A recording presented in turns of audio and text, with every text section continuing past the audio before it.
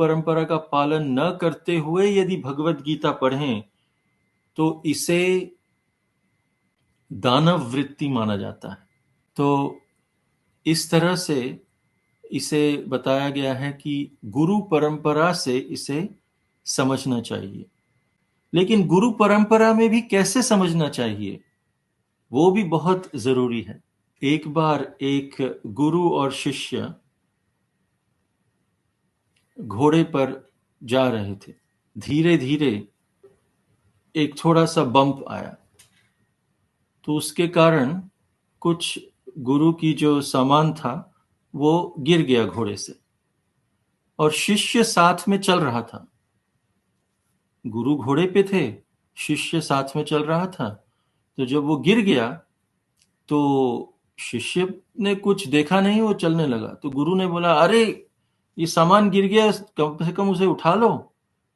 तो उन्होंने कहा, ओह गुरुजी, आपने मुझे आदेश नहीं दिया कि इसे उठाने का। जब तक आप आदेश नहीं देंगे तब तक मैं क्यों उठाऊं, कैसे उठा सकता हूं। उन्होंने कहा, ठीक है, मैं आदेश देता हूं, इसे उठा दो। जो भी इस घोड़े से गिरे आप उठा के मुझे दे देना। आप समझ गए? तो शिष्य ने कहा, हाँ हाँ जी गुरुजी, जी गुरुजी, आप बताइए, आपने जो आदेश दिया उसका पालन करूंगा मैं। कुछ देर आगे चलने से घोड़े ने नेचर्स कॉल जिसे कहते हैं वो कर दिया। तो शिष्य जो है उसे समेट के गुरु को दे रहा है, गुरु ये लीजिए, ये घोड़े से गिरा है। तो गुरुजी ने कहा, अरे ये क्यों दे रहे हो, ये देने की नहीं नहीं, ये गुरु, ये घोड़े से गिरा है तो आपको देना तो जरूरी है। गुरुजी ने कहा, नहीं नहीं नहीं, ठीक है, मैं आपको लिस्ट देता हूं, जो इस लिस्ट में गिरेगा वही देना घोड़े से। बोला, ठीक है गुरुजी, आपने जैसा कहा, अब इस लिस्ट का मैं पालन करूंगा। कुछ समय बाद फिर से एक बम्प आया और गुरुजी ही गिर गए घोड़े से। तो शिष्य आगे चलने लगा। तो गुरुजी ने कहा, अरे मुझे उठाओ थोड़ा, मैं गिर गया हूं, देखा नहीं। गुरुजी, पर आप इस लिस्ट में तो नहीं है, आपका नाम नहीं है इस लिस्ट में। तो उन्होंने नहीं उठाया। तो हमें इस तरह का शिष्य नहीं होना चाहिए जो केवल पत्थर का लकीर हो।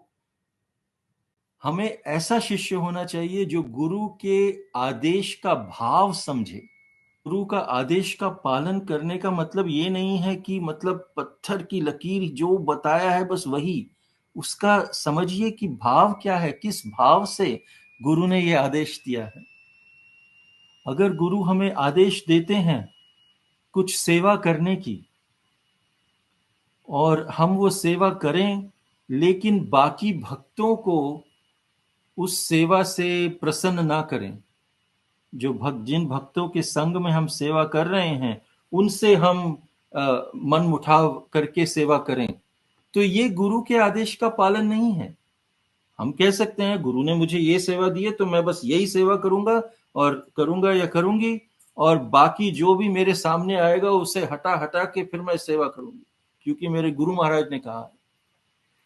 ये गुरु की आज्ञा का के भाव का पालन नहीं है। गुरु जब भी कहते हैं ये सेवा करो, उसका मतलब है, उनका भाव ये है कि सबके साथ मिलके करो भाई। गुरु को ये कहने की आवश्यकता नहीं है, पर ये भाव समझना चाहिए। ये भाव कैसे समझेंगे? जब हम प्रभुपाद की पुस्तकों का चयन करेंगे, प्रभुपाद की पुस्तकों को समझेंगे। तो इस तरह से हमें गुरु परंपरा का पालन करना चाहिए, गुरु परंपरा के भाव का पालन करना चाहिए।